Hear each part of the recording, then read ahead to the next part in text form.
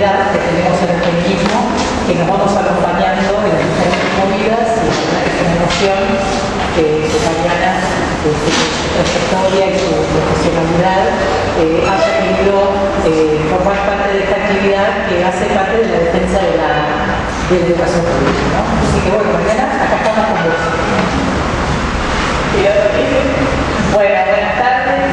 Muchas gracias, Débora, Alejandra, por la invitación. Yo también soy hija de la universidad pública, así que aguante la universidad pública.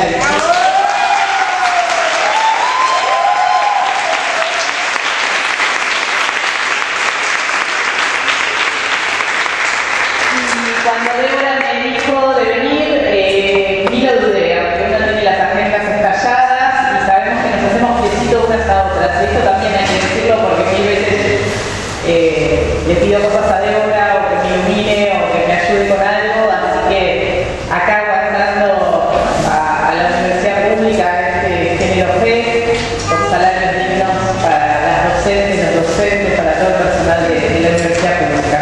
Bueno, re linda esta actividad, la verdad que todo lo que querés saber de género en psicología nunca te atrevés a preguntar, es el nombre de esta convocatoria para hablar sobre la cátedra de introducción a los estudios de género. Son todos integrantes de la cátedra, todos han participado porque hay una introducción que quizás está bueno leer una partecita que escribió Débora y que me gustó porque recupera la historia y después las presentamos a ellas que tienen extenso currículum. Voy a leer una partecita más, pero me gustó traer un poco de lo que es la historia de esta cátedra, porque quienes son más jóvenes, entre los cuales me gusta, no, digo, muchas veces se desconoce de dónde venimos, ¿no? O de dónde vienen. Y me pareció lindo este texto que es uno de los libros de Débora, y dice así: la cátedra se inscribe en la historia de los aportes feministas que desde los años 70 dieron origen a los estudios de la mujer y luego a los estudios de género. En nuestro país, este devenir estuvo marcado fuertemente por la última dictadura cívico-militar. ¿Se escucha bien? Sí. En el año 1979, en el Instituto Goethe, se desarrolló un seminario interdisciplinario sobre ubicación de la mujer en la sociedad actual. Me encantó el título, ¿no? De época. Dicho seminario dio lugar a la creación del Centro de Estudios de la Mujer, en el cual participaron muchas de las pioneras en el campo, incluyendo a Ana María Fernández, fundadora de esta cátedra. El retorno a la democracia significó el regreso de feministas exiliadas. A ellas se sumaron las sendas abiertas en nuestro país por las insiliadas, quienes estudiaban y traducían escritos feministas, las que se exiliaron internamente, ¿no? Esto se desarrollaba en centros privados de investigación y en ONGs de mujeres. La apertura democrática abrió la puerta de las universidades y en el año 1985, en esta facultad, la Facultad de Psicología de la Universidad de Buenos Aires, se dictó el seminario Introducción a la Problemática Psicosocial de la Mujer. Esta actividad, organizada por la Cátedra de Psicología Social, implicó un hito. Generó las condiciones para que en el año 1987 la Cátedra de Estudios de la Mujer llegara para quedarse a la Facultad de Psicología y se dictara ininterrumpidamente desde 1989 de la mano de la doctora Ana María Fernández. De esta manera, la Facultad de Psicología de la UBA se convirtió en pionera en la inclusión de la perspectiva de género en las carreras de grado en América Latina. Hasta el momento, esta es una de las singularidades y riquezas de esta institución, aún siendo una materia optativa del ciclo profesional. Y leo una partecita más. En el año 2000, al incorporar al contenido del programa los estudios de las masculinidades, la cátedra cambió su nombre. En este sentido, pasó de llamarse Introducción a los Estudios de la Mujer a Introducción a los Estudios de Género, nombre que mantiene hasta la actualidad. 10 años después, interpeladas por los aportes de la teoría queer, se realizó el primer seminario sobre diversidad sexual e identitaria y se incorporó estos contenidos al programa. En el año 2014, la cátedra pasó a estar a cargo de Débora Lasker. Bueno, el texto sigue, lo pueden buscar, es hacer ese recorte para mostrar el recorrido, ¿no? Nunca es magia. Siempre hay unas que le abren las puertas a otras y a otros, y ahí vamos. Y ahora sí voy a presentarlas, leer una parte también, porque los currículums son eternos y ustedes las conocen, pero me gusta reconocer el trayecto, la trayectoria de cada una. Alejandra Lorusso es psicóloga, psicoanalista, docente, jefa de trabajos prácticos, de la Cátedra de Introducción a los Estudios de Género desde 1998. Es investigadora formada del equipo UASIC, coordinadora académica del programa de actualización en género y subjetividad, y escribe y capacita en temas de su especialidad. Ideora, psicoanalista y sanitarista feminista, licenciada y doctora en psicología, magíster en ciencias sociales y salud, postdoctora en estudios de género, profesora adjunta regular a cargo de las cátedras Introducción a los Estudios de Género y Salud Pública, Salud Mental 2 de la facultad, directora de proyectos de investigación UASIC desde el 98, directora del programa de actualización en género y subjetividad de la Secretaría de Posgrado de la Facultad de Psicología, cofundadora del Grupo de Psicoanálisis y Género, es también un recorrido larguísimo de la Asociación de Psicólogos de Buenos Aires, y bueno, con varios libros, como ustedes saben, y publicaciones hechas que nos han venido iluminando hace muchos años en este cruce que es la psicología, el género, una mirada feminista. Y la idea de esta conversación que vamos a tener es un poco recuperar estas trayectorias personales y cómo han impactado, ¿no? en la práctica académica. Así que la primera pregunta es: ¿qué las motivó a dedicarse a los estudios de género? Como tengo muchas preguntas, les voy a pedir que vayamos siendo como breve, vamos a hacer un pimponeo, así podemos hacer un recorrido largo. Tenemos que pasar eso, ¿no? Bueno, yo tuve una mamá que era una feminista espontánea, una mujer tradicional en muchos aspectos, pero en muchos aspectos muy innovadora, que siempre me decía: las mujeres podemos llegar a todos lados.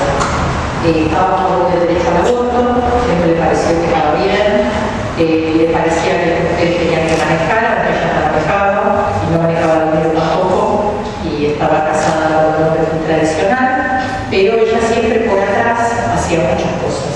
Por lo tanto, me enseñó a hacer cosas, como digo en mi libro, con las fichas cuando no son las mejores. O sea, cuando tenés que hacer, digamos, cuando sos perdedora o no estás del lado luminoso de la vida. Eso en términos de crianza, ¿no? Siempre me mostraba las mujeres que se destacaban en arte, en ciencia, siempre me mostraba esas cosas.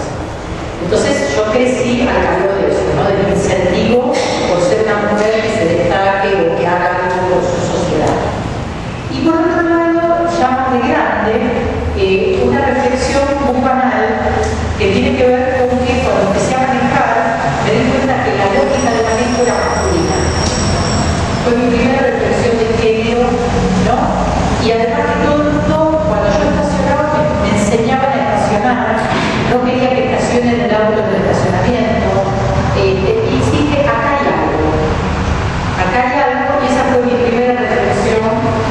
Y me enteré que en esta facultad, yo era visitante de la Lagos Alfaro, que ahora es Levita de Lagos, y me enteré que Ana María Fernández había hecho un espacio de la mujer acá, y con una colega que estaba ahí pedí una entrevista y así llegué acá. Bueno, qué difícil. Bueno, ustedes saben que cuando yo estudié acá, para inscribirme en una materia, tenías que venir a la facultad y tenías como las distintas sábanas pegadas en la pared, ¿no? Entonces estábamos todos abarrotados contra la pared, tratando de ver cuándo te tocaba un teórico y cómo hacías para coincidir el teórico institucional. Bueno, yo tenía que elegir una optativa y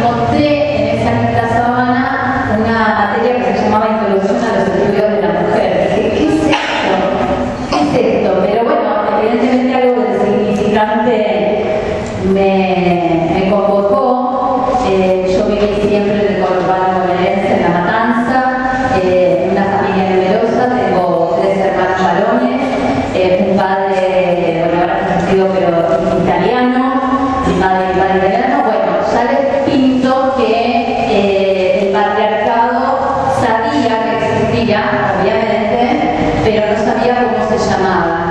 Entonces, evidentemente ese significante algo me atravesó. Creo que cualquiera que se dedique al tema de género tiene que ver con algo autobiográfico. No es un interés meramente intelectual, nos atraviesa y una vez que te picó ese bichito, creo que no podés hacerte la sonsa, pero no podés hacer como que no existe, ¿no?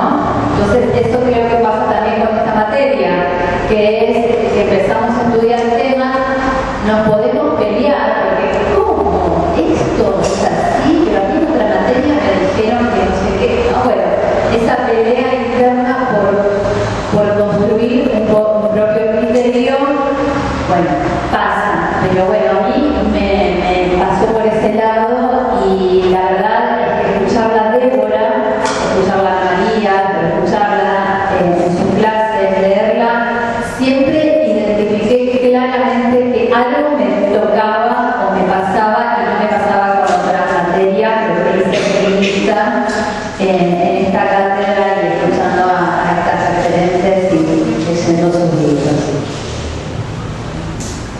Es así, ¿no? Que cuando uno la ve, no puede dejar de verla. Nosotras la vimos.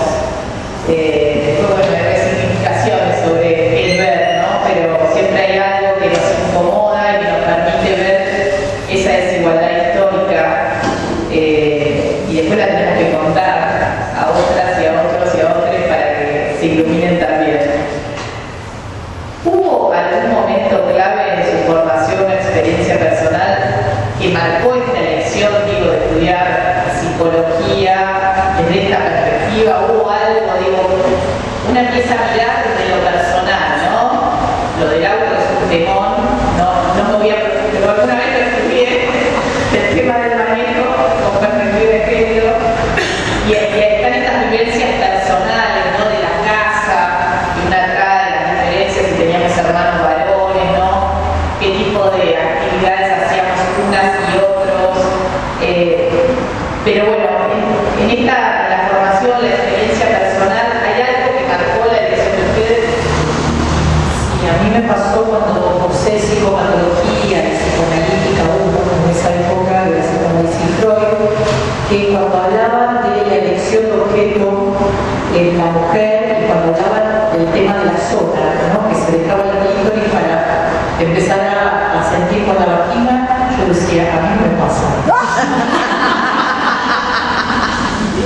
Algo debo tener mal, algo debo tener mal. Era como repetir el Padre Nuestro, pero había que repetir algo de dónde salió. Es muy raro. Esa fue como mi primer encuentro con un texto que no me sonaba, que me parecía que era algo. Y después lo que me pasó, eso me hizo ruido. Y por otro lado, siempre me gustaron las materias más comunitarias. O sea, cuando usaba las materias más comunitarias y más sociales, me sentía mejor, porque si bien no tenían un paradigma feminista, tenían un paradigma más inclusivo. Y las materias más psicoanalíticas eran durísimas y muy tradicionales.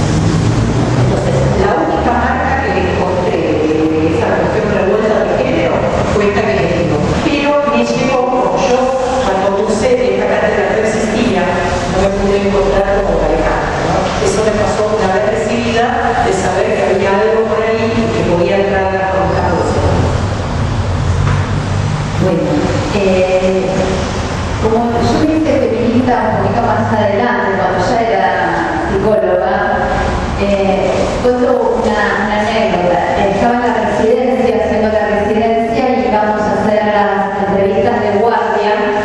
Eso me hizo pensar a mí que yo tenía que hablar en el mismo lenguaje, que las personas nos tenían que entender y que la que tenía que hacer el esfuerzo por entender era yo, y la teoría de género, lo que estudiábamos en la cátedra y en ese momento era coayudante de prácticos, sentía que era más cerca de la gente, que yo podía entrar en empatía y que les podía ayudar de otra manera.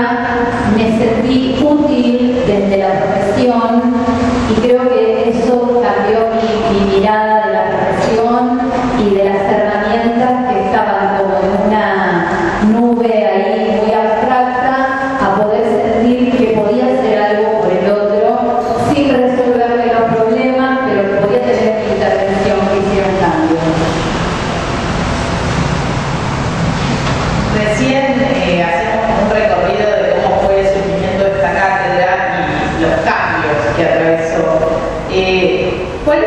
crees, Débora, que fueron como los hitos, ¿no? En esta, más importantes de este proceso? Para mí los hitos son un poco como mencionaste, pero yo creo que un hito muy fuerte fue el año 97, cuando empezamos a trabajar masculinidades. Porque nadie estaba trabajando masculinidades, nos interesó en ese momento incorporarlo. A mí me pasaba que yo había empezado a estudiar masculinidades porque estaba trabajando en las enfermedades cardiovasculares y entonces me empezó a llegar bibliografía sobre que había un campo de estudios de las masculinidades.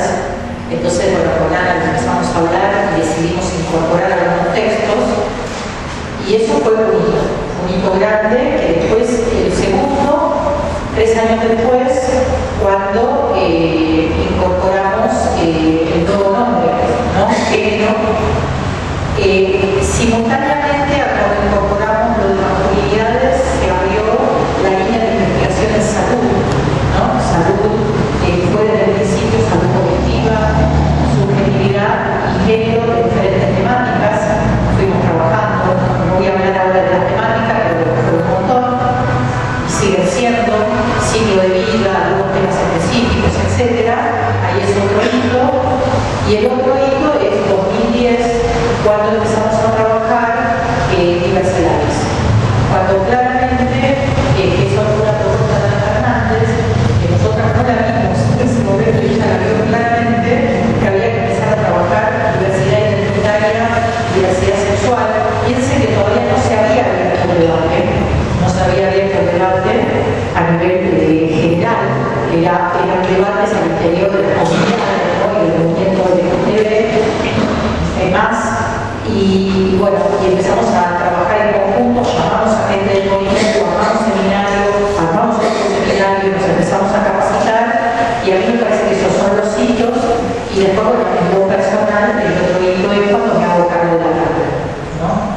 Y creo que después hemos tenido momentos, 2001, 2002, esta facultad era un lugar muy difícil, ¿no? En 98, con toda la crisis económica, el alumnado me preguntaba, profe, ¿usted cree que vamos a ser psicólogos y psicólogas?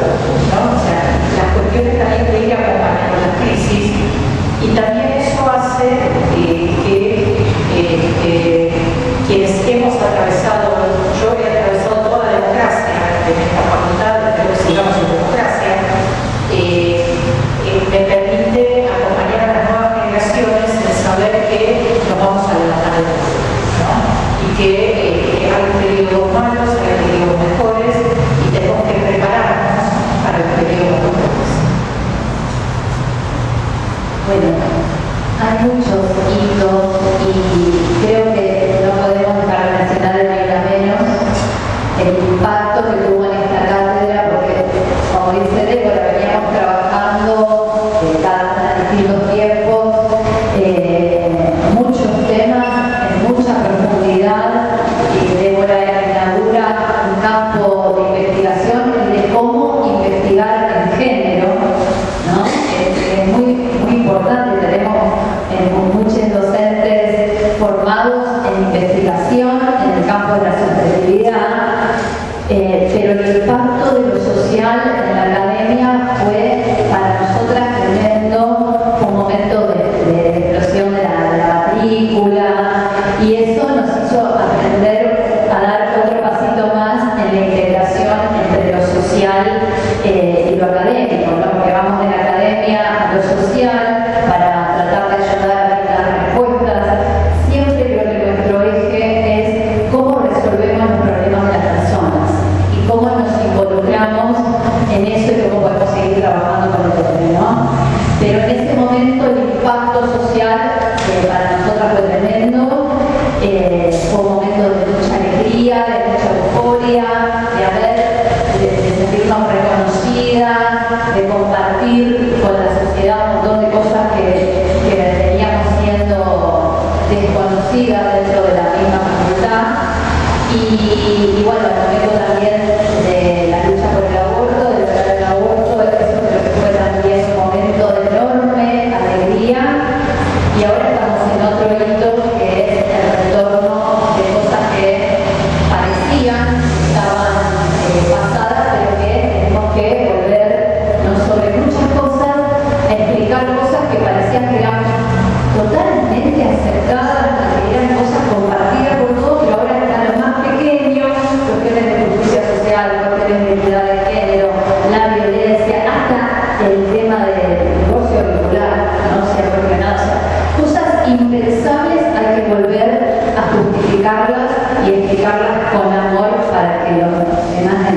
entiendan o puedan acercarse a nuestra perspectiva, y ese es el desafío ahora. Voy a hacer un poquito de prolija, pero quiero sumar algo de lo que dijo Alejandra. A ninguna vez nos fuimos sin que nadie nos convoque. Nos hicimos beberitas y fuimos. La ocasión ameritada, pensar en lo que decía Alejandra de volver a explicar todo de nuevo, ¿no? Porque a nosotras como periodistas feministas también nos pasa, tenemos esta percepción de decir, bueno, otra vez volver a hablar de la desigualdad, de que la violencia de género existe, ¿no? Es como, por momentos es bastante agotador, pero creo que hoy es el camino, ¿no? Es como, bueno, hay que empezar de vuelta. Y creo que de forma muy sencilla, quizás habíamos profundizado, ya sabíamos cómo, ¿no? Como los debates se van avanzando y hay que volver al ABC, ¿no? Al ABC con nuestros manuales de primeros auxilios. Creo que amerita hoy nuestros manuales de primeros auxilios del ABC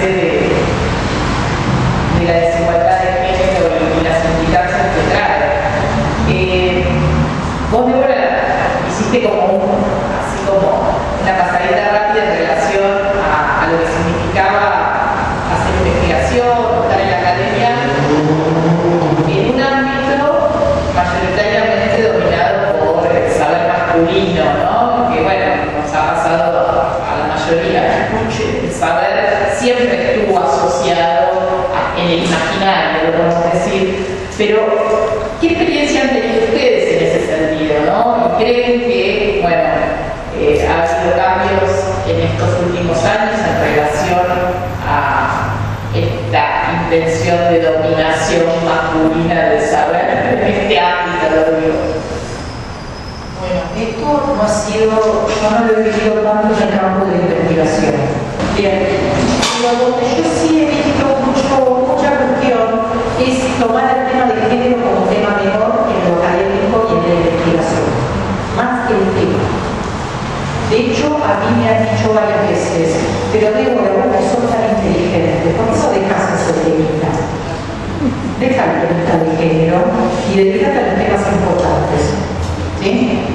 Y de hecho me ha pasado tanto en el campo de salud colectiva, donde grandes referentes mujeres no se piensan como feministas, no quieren hablar de los temas de género, o sea, me han admitido a mí como persona, pero no a la temática.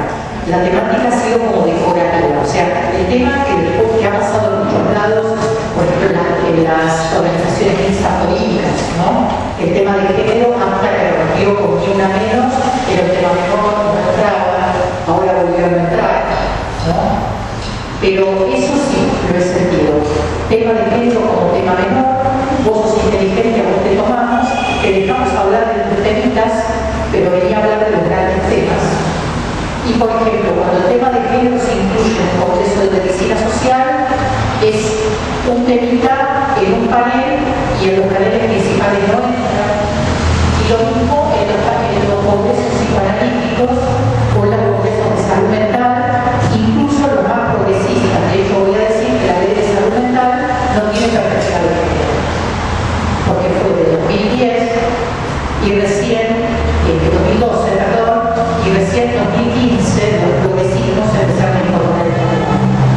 Entonces yo diría que el tema es por ahí, o sea, donde yo he visto más desigualdades en eso, en aceptar la legitimidad del tema como un tema importante y como un tema que podía interpelar a los otros temas y podía ser un eje transversal de todos los temas adultos. Bueno, agregué una cosita nada más, con lo parecido con lo que trae Débora, y pensaba que también hay ejercicio de poder patriarcal al interior de la temática de género, y pensaba también cómo es el ejercicio de poder por parte de las mujeres. Bueno, hay muchos temas para pensar ahí, que es como, son temas sensibles, ¿no? Pero me parece que también los podemos trabajar, no los debemos como mujeres, como feministas, como psicólogas en esa perspectiva. Y bueno, a mí me ha pasado en alguna institución que trabajaba con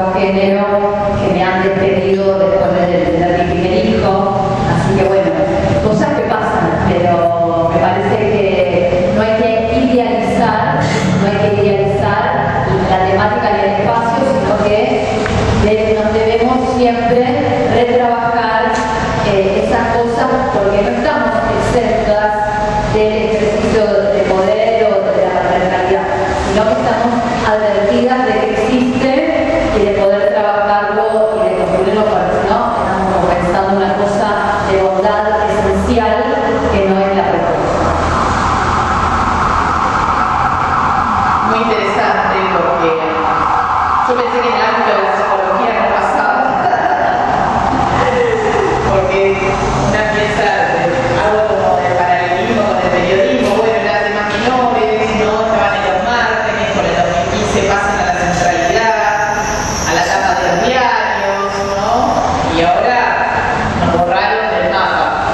Mejor que no se vea. Y de alguna forma, recién señalaban esta necesidad de volver a la mesera, volver a contar. ¿Cuáles creen que son los temas relevantes para esta cátedra hoy, en este contexto social y político? Bueno, yo creo un tema general que es que los derechos se pueden tratar. O sea, los derechos son progresivos en términos legales, pero siempre se corresponde con una correlación de fuerzas. Entonces, me parece que eso es un tema muy importante. El otro tema muy importante es la genealogía. Siempre pensar que lo que vos tenés, alguien te puso el piecito o alguien luchó antes para que vos puedas en este momento estar en el lugar donde estás y tenés que hacer lo mismo con las otras generaciones. Eso es como un deber ético de lo que recibiste, tenés que pasar la posta para que las otras generaciones también puedan. Y eso es parte de lo que yo siento que es uno de los temas. Otro de los temas es que hay que trabajar masculinidades. Esto incluso ha sido resistido al interior de esta cátedra. De hecho, yo hice mi postdoc hace 2 años, más que nada para no pelearme con los jóvenes de esta cátedra, sino que me puse a pensar la interpretación, porque en un momento no querían trabajar edades y disidencias, y había como una resistencia a trabajar masculinidades, ¿no? Y yo digo, miren, si no tenemos que trabajar masculinidades, ¿cómo entendemos el voto a Milei? Si no entendemos las masculinidades, si no entendemos las masculinidades jóvenes tocadas por el feminismo, al mismo tiempo que hay recesión, que no hay lugar para ellos como trabajadores, ¿no? Porque ustedes piensen que el patriarcado moderno, ¿no? El patriarcado occidental, capitalista, se ha sostenido sobre la idea de que te pueden extraer la plusvalía a los varones, pero siempre vas a ser alguien en tu casa. O sea, te la vas a poder arreglar con una mujer, ¿sí? Entonces, si las mujeres dijimos basta, entonces si te explotan y no sos nadie en lo público, ¿con quién te la vas a agarrar? Entonces se quedaron mucho apoyando, porque no son nadie en lo público, porque estamos en una crisis capitalista muy fuerte, en una crisis de las relaciones laborales, y no tengo con quién agarrarte algo. Y viene un nuevo discurso que dice, te la puedes agarrar. Te la puedes agarrar con las minas, te la puedes agarrar con las residencias, tenés un nuevo cuchillo, vamos a restaurar ese orden. Entonces yo creo que es un tema que lo tenemos que trabajar. De hecho, por ejemplo, si no hubiéramos trabajado masculinidades en 2008, cuando aparecieron los entraches, fuimos el equipo que pudo trabajar esto porque pudimos entender lo que estaba pasando y pudimos entender también que no llamaban cuando los entrachados eran los varones, cuando las que se podían eran las mujeres, no llamaban a nadie. No llamaban cuando se empezaban a sentir mal lo que no se tienen que sentir mal. Entonces, este sigue siendo un tema muy importante, me parece. Me parece que uno de los desafíos es cómo pensar la fluidez de género, las fluideces sexuales, al mismo tiempo que entendemos que hay modalidades tradicionales, hay feminidades y hay masculinidades, y coexisten modelos tradicionales con transicionales con innovadores, y ojalá algunas cosas ya hubieran sido, pero parece que no. Entonces tenemos el desafío de pensar todo al mismo tiempo. lo que me preocupa de la formación y de los temas de la práctica, ¿no? De cómo trabajamos. Porque notamos muchas veces una brecha muy grande entre lo que estudiamos, lo que creemos, lo que declamamos y lo que hacemos, ¿no? Entonces, parece que para nosotros nuestro rol es tratar de achicar esa brecha, de poder tener herramientas concretas. Tenemos un curso de posgrado que es aportes a la clínica y otro que es de la teoría a las prácticas, o sea, siempre de poder ir de algo que es la elaboración teórica a trabajar y a ver qué consecuencias de nuestras acciones tienen en las personas con las que trabajamos. Me parece que es eso, que trabajar mucho en las prácticas y mucho en pasar de estas cosas que son como elaboraciones muy abstractas, cuando hablamos acá, ¿no? La dimensión epistémica de la diferencia, ¿no? Cómo lo vemos, cómo lo entendemos y qué hacemos con eso. Entonces, bueno, eso creo que tenemos que seguir trabajando mucho. Ahí me dejaron una picando y no la puedo dejar pasar. Pero cuando vos traes, Débora, la cuestión de los scratches, ¿no? Que es un temor. Pensaba ahora, no sé si siguieron lo que está pasando en España con las denuncias hacia Iñaki Errejón. Y lo traía a cuenta que bueno, habrá que ver, hay algunas que son anónimas, la mayoría, algunas refieren a situaciones que no me contestó un mensaje o no, como que bueno, ¿es violencia o no es violencia? Tiene que ver con relaciones tóxicas en las cuales de alguna forma algunas mujeres entramos o entran. Y lo traía fruto de esta cuestión de hay un sentido común instalado que nos echa la culpa a los feminismos del triunfo de un gobierno como el de Milei, ¿no? En el sentido de que, bueno, los feminismos se pasaron 5 pueblos. Esa frase es como... Y me gustaría hacer una reflexión en torno a esto, porque lo estamos pensando, ¿no? Digamos, estamos pensando si hay que hacer una autocrítica, si, bueno, estamos mostrando una realidad y por qué vamos a callarnos, ¿no? Y hay cierta desorientación en algunos jóvenes, en mujeres, en decir, bueno, ¿hacia dónde frente a este escenario? Porque si la consecuencia es esto, ¿no? Que es perder todo o mucho, ¿dónde encontramos la senda por la que ir? Bueno, yo creo que están planteando muchos temas que a mí por lo menos me convocan mucho y me interpelan. El tema de los scratches en 2018, que fue donde fue el auge, fue en un momento donde había mucha impunidad. Entonces, fue una respuesta autogestiva frente a la impunidad, ¿no? De hecho, por ejemplo, en el libro Psicología Feminista, que reflejó la jornada de 30 años, hicimos un panel que a mí me gustó mucho porque puso a reflexionar a todo el mundo al mismo tiempo. Estuve yo en ese panel trayendo nuestra experiencia, vino Leonor Faú, que es una colega socióloga feminista también que trabajó la temática, pero había un pibe de varones en deconstrucción, un estudiante que había terminado el secundario ese año, un pibe de 18 años en ese momento, había una piba que ahora llegó a ser funcionaria, o sea, era rapidísima, que era de mujeres empoderadas, y vino una compañera de hijos para contar cómo surgió esa metodología, porque el scratch es muy propio nuestro. En otros países hubo cancelaciones. El scratch acá, y Chile, que lo tomó con el nombre de FUNA, y lo trajo de acá también, o sea, porque estamos muy cerca. Entonces, pero no ha pasado en otros países. En otros países es la cancelación que tiene otra modalidad. Acá es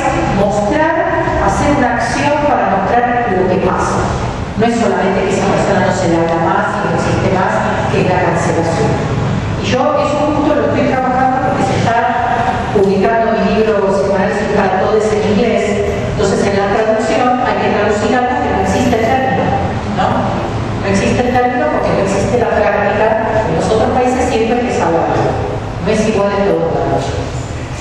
Y hablando con las pibas en 2018 y 2019, las mismas pibas no estaban de acuerdo con que el Scratch era la única metodología, ni que era la metodología que había que seguir.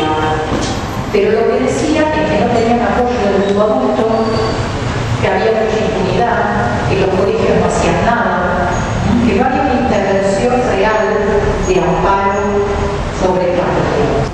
Entonces, retomando lo que vos decís, en el 2022 todos los partidos políticos decretaron que el feminismo no avanzaba. No se perdió la elección de 2023 por feminismo, porque ya en el 2022 le cortaron el chorro al feminismo. Salieron las feministas del gobierno, pusieron una ministra que no era la ministra que había que poner, era alguien que no tenía poder, era alguien que se lo puso por quedar bien con un gobernador, cuando la candidata era otra. Entonces le bajaron el precio a la política de género, ¿sí? Y además no se tocó en la campaña de 2023 el tema de género, porque pensaban que el feminismo espantaba. Entonces hubo una declinación del progresismo que nunca fue permeado realmente con la perspectiva de género, sino que lo tomó porque garpaba electoralmente en 2019, y lo voy a decir con todas las letras, pero que realmente no le dio el presupuesto que tenía que tener, no hizo lo que había que hacer a nivel de justicia, hizo muchas cosas, pero no hizo muchas de las cosas que había que hacer. Entonces, habiendo dicho esto, yo creo que algunas metodologías feministas se pasaron sin votos. Porque hablando con muchas compañeras en 2019, 2018, decían que los tipos se arreglen, no hay que tener ningún mensaje hacia ellos. Y yo les decía, chicas, no hay que hacerse cargo de los tipos, eso estoy de acuerdo, que hagan su propio proceso, pero si somos docentes, si somos psicólogas, si somos pedagogas, sí tenemos que hacer algo con la violencia. En la escuela, vos tenés que hacer algo con los varones si sos maestra, porque además la mayor parte de las maestras son mujeres, y eso lo tenés que tomar en cuenta cuando vos haces una intervención con los pibitos, que le estás diciendo, le estás hablando de la masculinidad que ellos no tienen, porque ahí el poder sos vos. Y yo creo que en eso hubo cierta, lo digo con amor, hubo cierto conocimiento de la victoria que le puede pasar a cualquiera. Le puede pasar a cualquiera.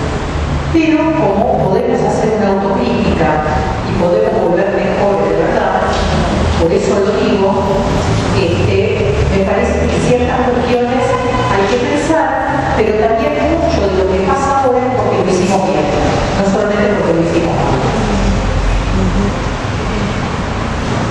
Bueno, temas que hemos conversado, coincido con Débora, creo que el tema de la masculinidad, por lo menos a mí es un tema que siempre me preocupó y para poder trabajarlo desde la infancia, ¿no? Mi tesis de maestría en ciencias sociales en temas de violencia, de género y de infancia, porque creo que tenemos que trabajar con todos. Lo que pasa es que a veces es agotador, ¿no? Entonces, les habrá pasado en las familias que hay cosas de las que ya no queremos discutir, ¿no?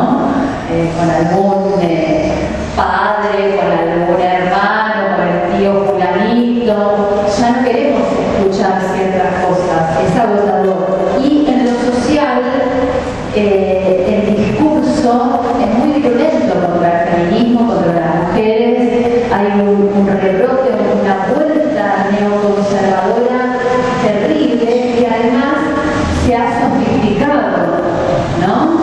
Tiene unas falacias que cuando escuchamos es difícil en el acto sacar rápidamente con inteligencia para devolver, pero bueno, creo que tenemos que dar los tiempos que sean necesarios, nosotras también para los procesos, para pensar, por eso hoy trajimos libros, compartimos libros con ustedes, de lo que vamos pensando.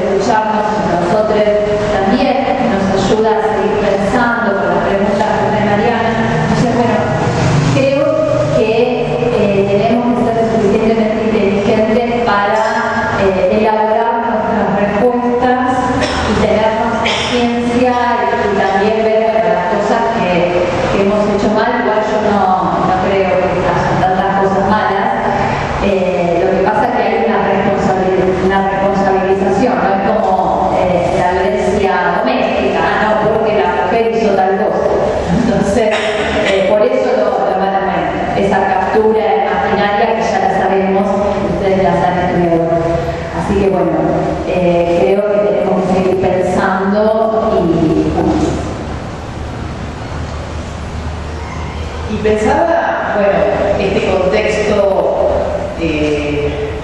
no solo en Argentina, sino global también, esta resistencia a los movimientos feministas, ¿no?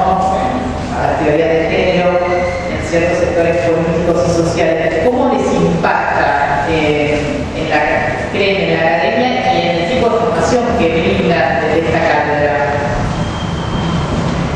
Bueno, en la academia nos impacta, esta es una materia educativa, pero al mismo tiempo que es educativa, en muchas cátedras se están incorporando perspectiva de género en sus currículas.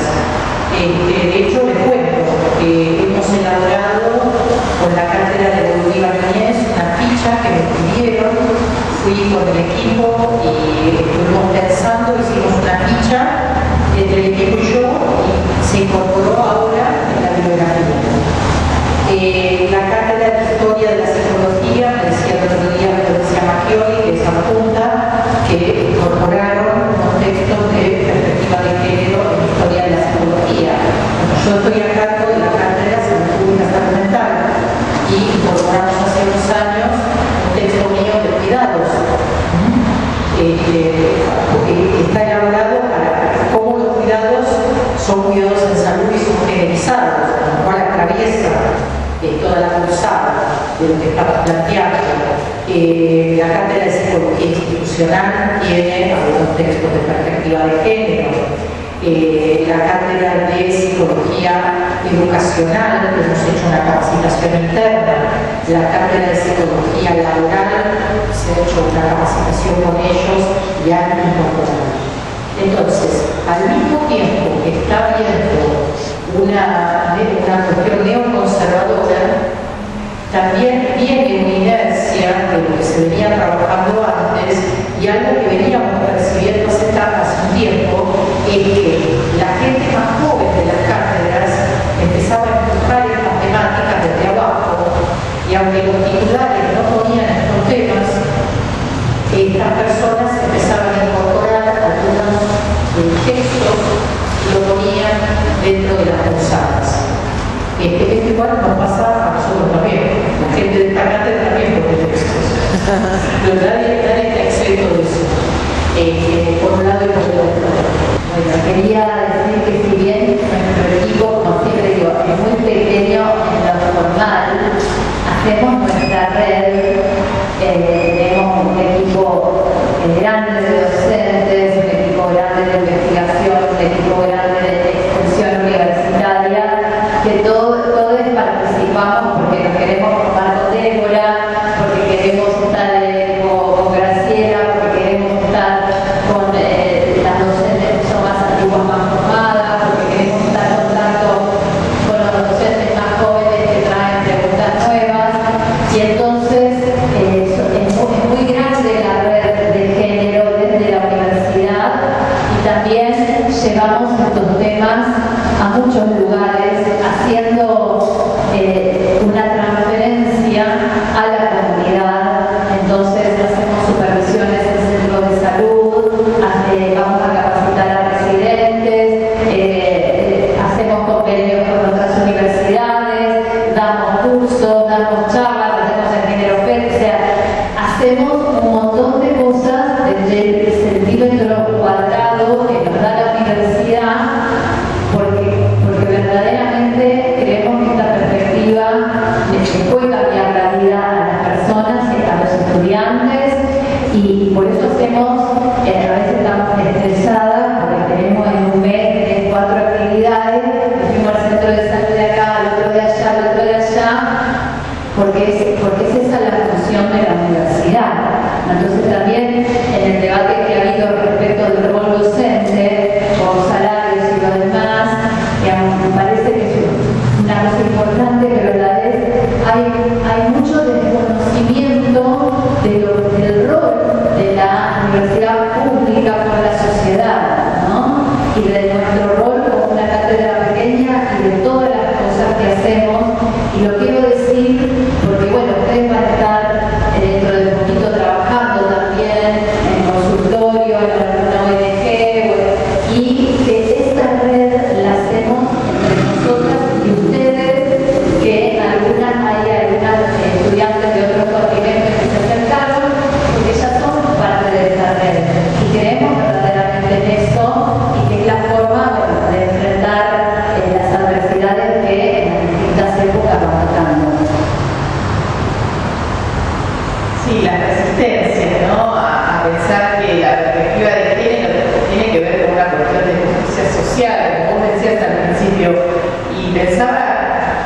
Qué bárbaro, ¿no? Hacer la existencia e incorporarla como materia obligatoria. Desde el periodismo hace tiempo veníamos dando como esa batalla de la perspectiva de género en la formación, como también se piensa en la formación de otros profesionales, ¿no? El derecho y tantos que debería ser obligatorio, porque uno sabe que ahí está los obstáculos que nos encontramos. Muchas veces, bueno, en los grupos, en los chats, uno dice, bueno, ¿alguien conoce una psicóloga, un psicólogo con perspectiva de género, ¿no? Porque sabemos que encontrarse con una profesional que no la tenga puede crear mucho daño. Y pensaba, ¿qué cambios han visto ustedes en cuanto a la inclusión de la perspectiva de género en la práctica clínica y en la formación teórica de los estudiantes, ¿no? Porque ustedes son como, bueno, una barricada que está acá, pero tal vez la mayoría de quienes salen al ejercicio de la psicología no se llevan esta cápsula de oxígeno tan importante. Bueno, en esto ha habido un cambio muy importante a partir del 2015. Hasta el 2015 esta era una materia que la cursaban algunas personas y la mayor parte de la población de la facultad no estaba interesada por estas temáticas. A partir del 2015, con el Ni Una Menos, esto tuvo un impacto muy grande en toda la sociedad. Alejandro un poco lo mencionó, que nuestra cátedra duplicó la cantidad de alumnos y alumnas. O sea, estalló. Y empezó a ser una temática, empezaron a llegar otro tipo de alumnado.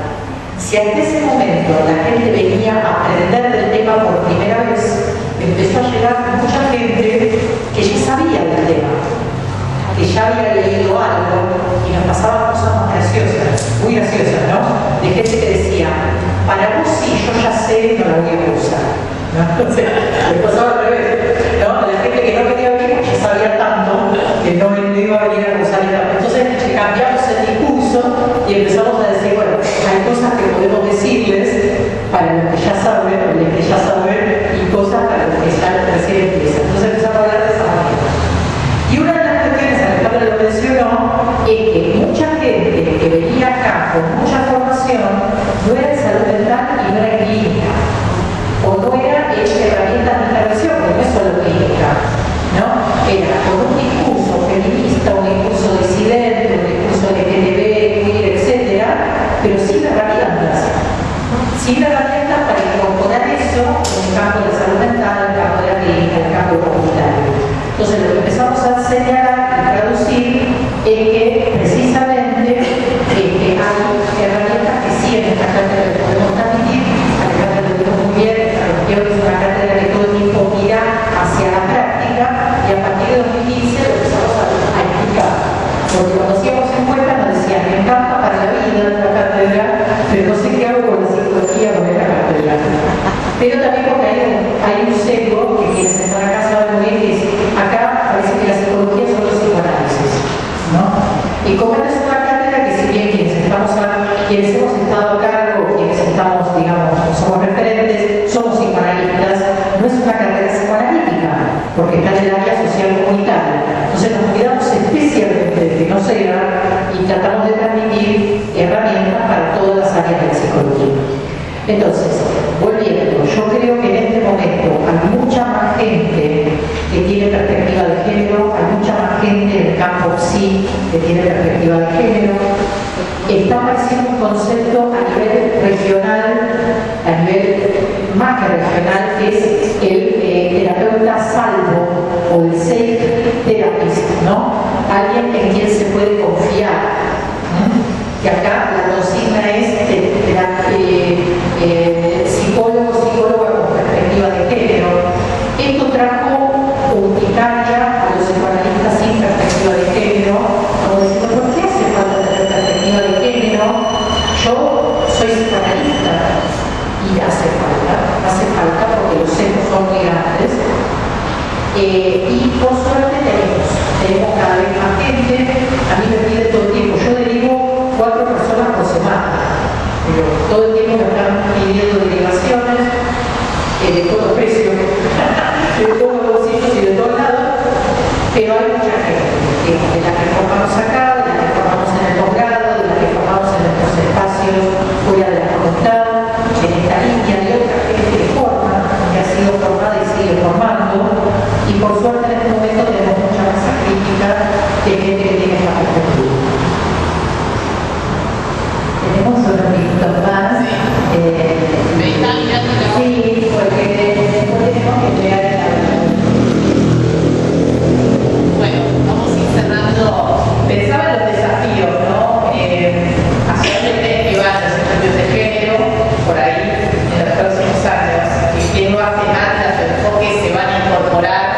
están viendo que están llegando y son necesarios incorporar? Bueno, primero que no sabemos nada de lo que vamos a ir. Leyendo el libro de Ana Fernández, de los lentes verdes, ella hace 20 años decía, hace 30 años, decía, bueno, los estudios de género surgieron para desaparecer. Van a desaparecer, que se van a incorporar en cuerpo. Entonces, digo, yo no me animaría a predecir nada. Cuando di la conferencia del 2019 nos invitaron para pensar los próximos 10 años. Nadie le pegó a la bandera. O sea, no sabemos nada. Entonces no me animaría. Lo que sí diría es que lo que yo veo ahora, que la tendencia es hacia la interseccionalidad. Que sería, pero digo hoy, ¿por qué? Porque es la articulación, es lo que surgió en el ámbito de lo jurídico. O sea, la interseccionalidad surgió en una abogada negra, feminista norteamericana, Kimberly Crenshaw, que empezó a trabajar con temas de clase y género al mismo tiempo en lo jurídico. Pero esto está llegando fuertemente al campo de la salud mental, al psicoanálisis, a toda la salud mental en general. Entonces yo creo que es por ahí. ¿Por qué? Porque permite entender al mismo tiempo cómo somos sujetos que tenemos elementos identitarios de desigualación y elementos de hegemonía, tanto en lo identitario como en las condiciones de vida.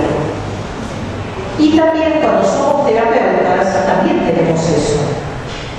Tenemos aspectos nuestros que son de la desigualación y aspectos nuestros que son de la hegemonía. Entonces, en lo que se llama la contratransferencia, o en términos comunitarios, lo que le pasa a los equipos de salud o de salud mental con la población o con lo que están haciendo, existen cuestiones que hay que entender. Si, por ejemplo, en un espacio comunitario, en un hospital, la mayor parte de la gente que atiende es blanca, de clase media, y la mayoría son mujeres, le va a pasar algo a la población que se atiende con esos datos de esas personas que atienden. Y al mismo tiempo, las características que tiene la población tienen demandas específicas. Entonces, a mí me parece que vamos o estamos yendo hacia poder y pensar estas cuestiones cuando estamos trabajando.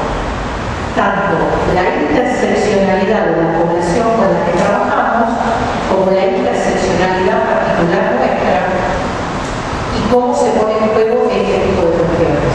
Porque cuando nos buscan como terapeutas salvos o seguros, esa sería la palabra, no siempre es por la misma cuestión que la otra persona tiene. No siempre es porque son del mismo grupo desigualado esa persona, pero sí sos alguien que vas a entender de la desigualación. Entonces me parece que yo diría que por ahí es el tema de la vamos.